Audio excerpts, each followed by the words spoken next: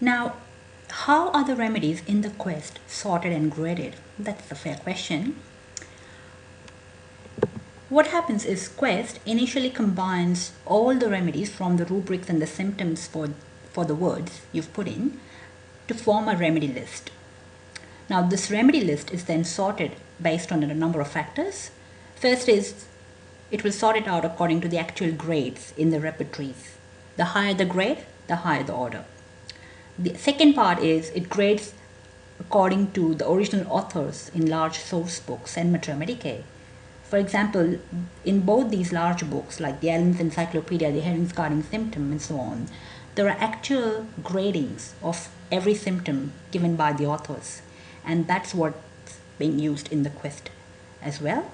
The third thing, it's also dependent on how many times and how many authors indicate a remedy for that symptom containing the word in the HomeoQuest database. So this ensures that the top remedies for a given symptom with the entered word are indicated by the highest number of authors and the highest number of times by different authors. So very, very strong remedies for the symptom actually turn up. And if everything is the same for any two remedies, then they occur alphabetically. Now we have put in hundreds of cured cases in the quest from the archives and actually tested the program, and in 90% of the time the top remedy, the curative remedy, has come off as the first remedy in quest. It doesn't mean that the first remedy is always the indicated remedies, but it gives you such beautiful options to choose from that the first few remedies are very, very strongly indicated for that particular case. Now, there is also another advanced option which you would like to have a look at. You can actually select what books you want the quest search to happen from. So there is this search option here which says advanced options.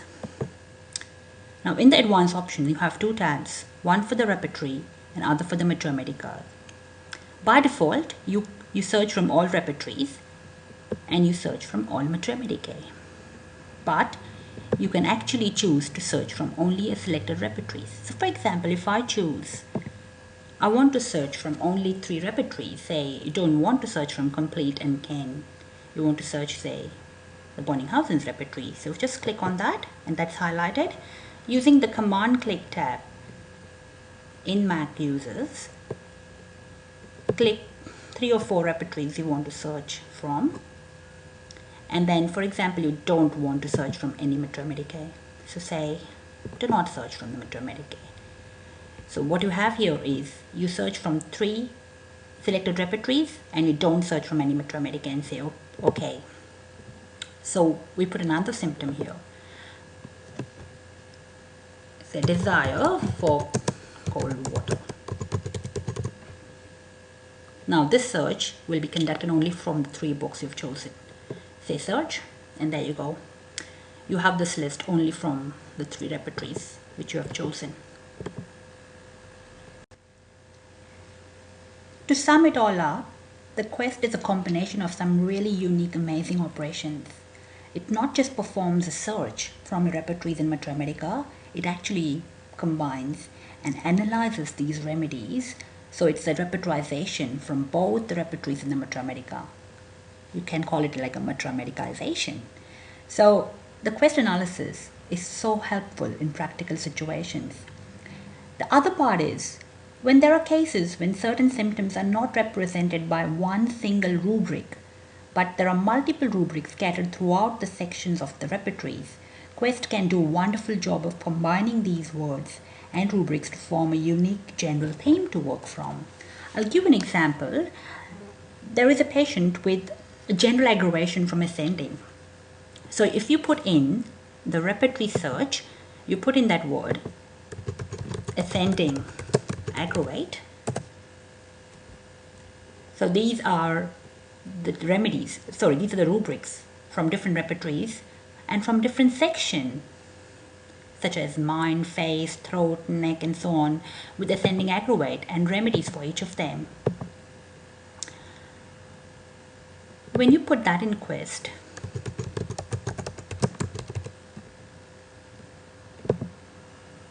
what you get is a combination of all the rubrics with ascending aggravate to give you the top remedies. In this case, it's Nux vomica.